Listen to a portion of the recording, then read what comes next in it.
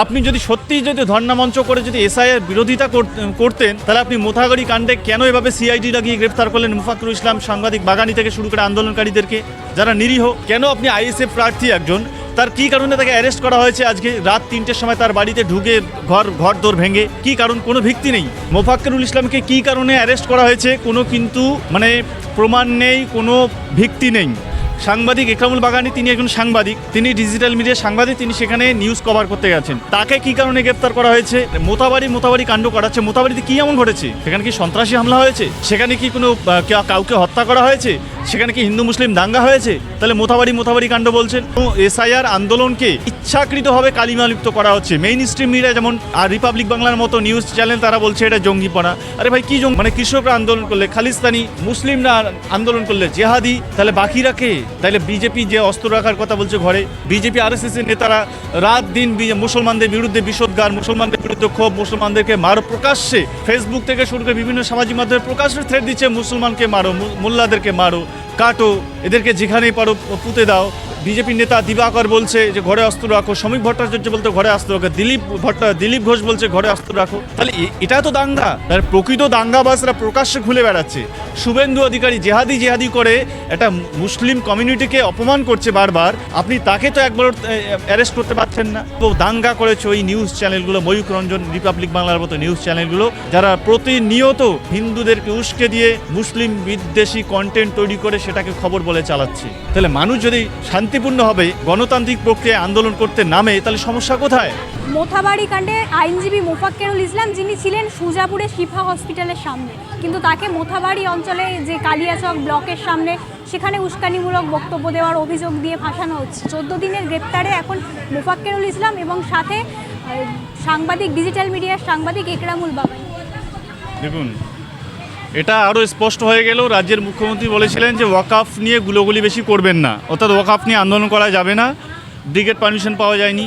তারপর উনি বলছেন এসআইআর করবো না, এসআইআর হতে দেবো না, এসআইআর হয়ে গেল। এখন মানুষ যখন স্বতঃস্ফূর্তভাবে আন্দোলন করছেন, তিনি এখন ভয় পাচ্ছেন বা তিনি আন্দোলনকে সহ্য করতে পারছেন না।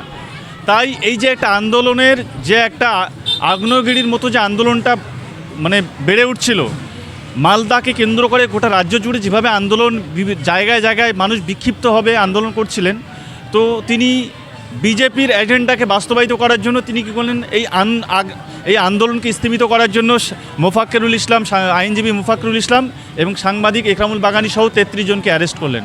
কিন্তু মুফাক্কিরুল ইসলামকে কী কারণে অ্যারেস্ট করা হয়েছে কোনো কিন্তু প্রমাণ নেই, কোনো ভিত্তি নেই। সাংবাদিক একরামুল বাগানি, তিনি একজন সাংবাদিক, তিনি ডিজিটাল মিডিয়ার সাংবাদিক, তিনি সেখানে নিউজ কভার করতে গেছেন।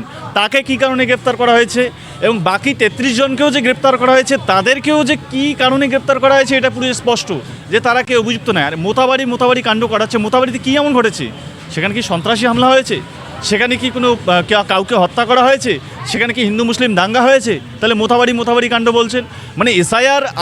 এসআইআর আন্দোলনকে ইচ্ছাকৃতভাবে কালিমালিপ্ত করা হচ্ছে। মেইন স্ট্রিম মিডিয়া যেমন আর রিপাবলিক বাংলার মতো নিউজ চ্যানেল, তারা বলছে এটা জঙ্গিপনা। আরে ভাই কি জঙ্গিপনা? আন্দোলন হয় না? আন্দোলন তো গোটা দেশের সব জায়গায় হচ্ছে। আন্দোলন তো খোদ মুখ্যমন্ত্রী আন্দোলন করে আজকে মুখ্যমন্ত্রী হয়েছেন, আজকে নেত্রী হয়েছেন।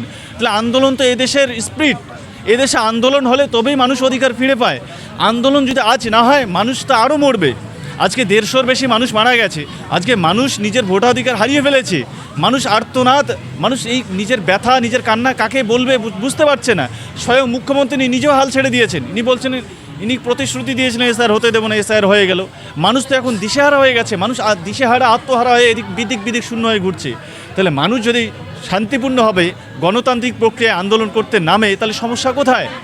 মানুষ তাদের অধিকারের জন্য আন্দোলন করছে, তাদের নাগরিকত্ব ছিনিয়ে নেওয়ার ষড়যন্ত্র হচ্ছে, তারা শান্তিপূর্ণ আন্দোলন করছে, তারা রাস্তা অবরোধ করবে, অবশ্যই করবে, 100 বার করবে, এটা তাদের গণতান্ত্রিক অধিকার। কেন কৃষি আন্দোলন হয়নি? কারণ কৃষকরা আন্দোলন করলে খালিস্তানি, মুসলিমরা আন্দোলন করলে জেহাদি, তাহলে বাকিরা কে?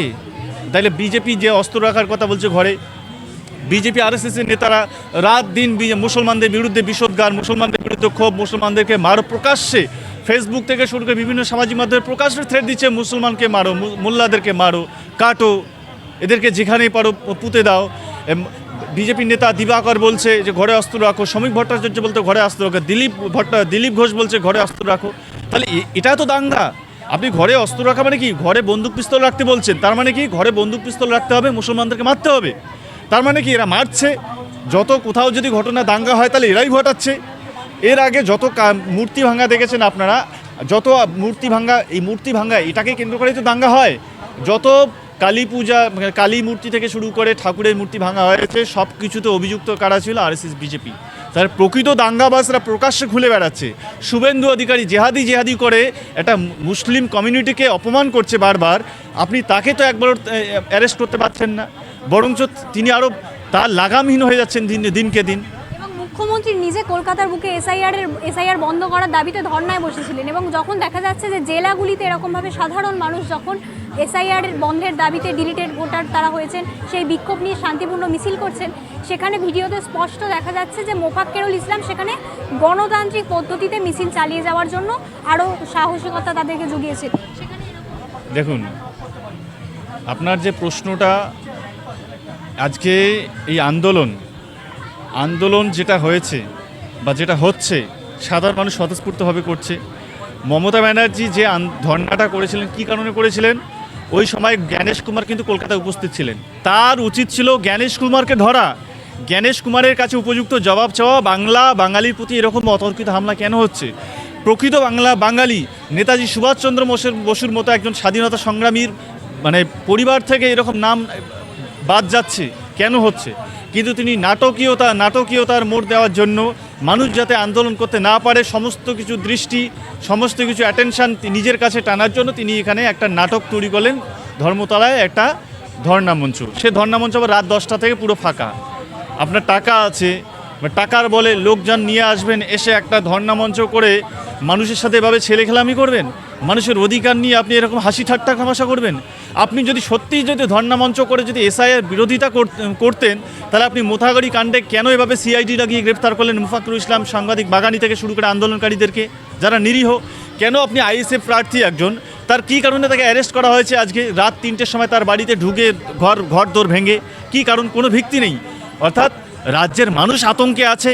এই আতঙ্ক কাটানোর জন্য রাজ্যের মুখ্যমন্ত্রীর আশ্বস্ত করার কথা, উল্টে তিনি গ্রেফতার করছেন আন্দোলনকারীদের। এটা কার্যত বাংলার ইতিহাসে বিরল। এবং বাংলার মানুষকে বিজেপি যেমন ফাঁদে ফেলেছে, বিজেপি যেমন কূপে ফেলেছে, সেই কূপে আবার মাটি চাপা দেওয়ার চেষ্টা করছে তৃণমূল। আজকে সাধারণ মানুষ কি আতঙ্কে রয়েছে, গ্রামের মানুষ। ট্রাইব্যুনাল কোথায় কিভাবে যেতে হবে তাও জানে না, কিভাবে যেতে হবে কোনো সিস্টেম নেই। ইলেকশন কমিশন অফ ইন্ডিয়া তো এখন মানুষের জীবন নিয়ে তোয়াক্কাই করছে না। 150-র বেশি মানুষ খুন হয়েছে, ইলেকশন কমিশন হেসে এসে কলকাতা এয়ারপোর্টে এইভাবে হাত নাড়াচ্ছে যেন বিশ্ব জয় করে চলে এসছে কলকাতায়। ইলেকশন কমিশন অফ ইন্ডিয়া যেমন বিজেপির আরএসএসের এজেন্ডা বাস্তবায়িত করছে, একই সুরে কিন্তু পশ্চিমবঙ্গ সরকারও হাঁটছে। সাধারণ মানুষ যারা তাকে ভোট দিয়ে ক্ষমতায় বসিয়েছে তাদের কোনো গুরুত্বই নেই। সাধারণ মানুষ আজকে এসআইআর নিয়ে আন্দোলন করেছে। সেই এসআইআর আন্দোলনকে সমর্থন জানিয়ে রাজ্য সরকারের উচিত ছিল পুলিশ প্রোটেকশন দিয়ে শান্তিপূর্ণ আন্দোলনকে যাতে সহযোগিতা করা যায়। উল্টে দেখা গেল শান্তিপূর্ণ আন্দোলনকে কিছু সোকল সোশ্যাল মিডিয়ায়, আপনার মেইন স্ট্রিম মিডিয়াতে এই মোথাবাড়ি কাণ্ড বা এসআইআর আন্দোলনকে জঙ্গির সাথে তকমা দিয়ে কালিমালিপ্ত করার চেষ্টা হয়েছে। এটা কার্যত আরও একটা ভয়ানক জিনিস, যেটা এর আগে কখনো হয়নি। মানুষ আন্দোলন করলে আপনি জঙ্গি বলছেন? মানুষ শান্তিপূর্ণ আন্দোলন করবে না? পুরো আন্দোলনের দিক নির্দেশনা আপনি বদলে দেওয়ার চেষ্টা করছেন। বা যারা মেইন স্ট্রিম মিডিয়া বলছে, আর রিপাবলিক বাংলার মতো চ্যানেল প্রকাশ্যে বলছে জঙ্গিপনা। আরে জঙ্গিপনা কোনটা? এটা মানুষ ন্যায়ের জন্য, হকের জন্য লড়াই করছে। মানুষ নিজের ভোটাধিকার ফেরানোর জন্য লড়াই করছে। যারা এদেশের নাগরিক বৈধ ভোটার, তার ভোটাধিকার কেন কেড়ে নেওয়া হয়েছে তার জবাব চাওয়ার জন্য মানুষ রাস্তায় নেমেছে। এটা জঙ্গিপনা কী করে হয়ে যায়? জঙ্গি তো রিপাবলিক বাংলার ময়ূখ রঞ্জন, জঙ্গি তো এই মেইন স্ট্রিম মিডিয়া যারা কোনো তথ্য যাচাই বাছাই না করে ভুয়ো খবর ছড়িয়ে সাম্প্রদায়িকতা তৈরি করছে দিনের পর দিন। তারাই মূলত মূল দাঙ্গা উস্কে দেওয়ার প্রথম যদি দাঙ্গাকারী কেউ থাকে ওই নিউজ রুম থেকেই হচ্ছে, যারা প্রতিনিয়ত মুসলিম বিদ্বেষী কন্টেন্ট ছড়িয়ে সাধারণ মানুষকে, সাধারণ হিন্দুকে তারা উস্কে দিয়ে এইরকম দাঙ্গা তৈরি করছে। তা আমি বলবো দাঙ্গা করেছে ওই নিউজ চ্যানেলগুলো, ময়ূখ রঞ্জন, রিপাবলিক বাংলার মতো নিউজ চ্যানেলগুলো, যারা প্রতিনিয়ত হিন্দুদেরকে উস্কে দিয়ে মুসলিম বিদ্বেষী কন্টেন্ট তৈরি করে সেটাকে খবর বলে চালাচ্ছে।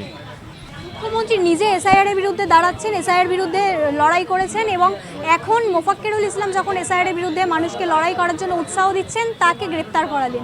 এছাড়াও আমরা দেখেছি এই যে সাংবাদিক আকরামুল বাগানি, তার যে চ্যানেল ইনসাফ বাংলা, সেই ইনসাফ বাংলার একটি ভিডিও সেটি তৃণমূল কংগ্রেসের ইউটিউবে সব জায়গায় অ্যাড দেওয়া হয়েছে, সেটি নিয়ে বিজেপিকে ধর্ম নিয়ে রাজনীতি হিসাবে কটাক্ষ করা হয়েছে। এখন সেই চ্যানেলেরই যে সাংবাদিক একরামুল বাগানি তাকে গ্রেপ্তার করা। দেখুন, একদিকে বিজেপি যেমন রাষ্ট্রের সমস্ত মেইনস্ট্রিম মিডিয়াকে তারা কিনে নিয়েছে, অন্যদিকে রাজ্যের যত মেইনস্ট্রিম মিডিয়া আছে তারা বিকৃত হয়ে গেছে তৃণমূলের কাছে। কিন্তু কিছু সোশ্যাল মিডিয়াকে তারা এখনও কিনতে পারছে না। আজকে আপনাদের মতো জিআইয়ের মতো যে সোশ্যাল মিডিয়া, যে লোকাল মিডিয়াগুলো আছে, আরও যত আছে, তারা কিন্তু প্রকৃত অর্থে মানুষের সত্য খবর তুলে আনছেন। তারা গ্রাউন্ড রিপোর্ট করছেন। যে রিপোর্ট মেইনস্ট্রিম মিডিয়া দেখাচ্ছে না, সেই রিপোর্ট তারা সেখানে নিজের জীবনকে বাজি রেখে তারা সত্য খবর তুলে আনছে। এই মাথা ব্যথার কারণ হয়ে গেছে আজকে সরকারের কাছে যে লোকাল নিউজ চ্যানেলগুলোকে কিভাবে থ্রেট দেওয়া যায়, কিভাবে তাদেরকে ভয় পাওয়ানো যায়। আজকে ইনসাফ বাংলার একরামুল বাগানিকে গ্রেফতার করার কোনো ভিত্তি নেই। তিনি সেখানে নিউজ কভার করতে গেছেন, তাহলে মিডিয়া কি নিউজ কভার করতে পারবে না? মিডিয়াকে তো দেশের গণতন্ত্রের চতুর্থ স্তম্ভ বলা হয়। তো যেখানে মানুষ মেইনস্ট্রিম মিডিয়া, মূল স্রোতের মিডিয়ার উপর ভরসা হারিয়ে ফেলেছে, কারণ তারা সরকারের কাছে পুরোপুরি বিকৃত। সরকার যা দেয় তাই তারা বলে, অর্থাৎ সরকারের কথাই তারা বলে। অন্যদিকে জিআইয়ের মতো আপনারা যখন বা লোকাল নিউজ চ্যানেলগুলো যখন এইরকম সত্য খবর তুলে ধরছে, আন্দোলন, প্রকৃত আন্দোলন কোথায় কী হচ্ছে, মানুষের ব্যথা, মানুষের সমস্যা যখন তুলে ধরার চেষ্টা করছে, এবং সরকারের দুর্নীতি, সরকারের যে এইরকম স্বৈরাচারী মনোভাব এবং সরকারের যে অত্যাচারের যে জাতাকল, এই সমস্ত জিনিসকে নিয়ে যখন মানুষ লোকাল নিউজ চ্যানেলগুলো তুলে ধরার চেষ্টা করছে, তখন গণতন্ত্রের শেষ ভরসা, গণতন্ত্রের জনগণের শেষ ভরসা অবলম্বন এই লোকাল নিউজ চ্যানেলগুলোর কণ্ঠকেও তারা দমন করার চেষ্টা করছে। আর প্রকৃতপক্ষে কিন্তু এই লোকাল মিডিয়াগুলোই আজকে গণতন্ত্রের প্রধান রক্ষক এবং বাহক। তাই এই লোকাল মিডিয়াকে গ্রেফতার করা মানে গণতন্ত্রের শেষ কফিনে পেরেক মারা।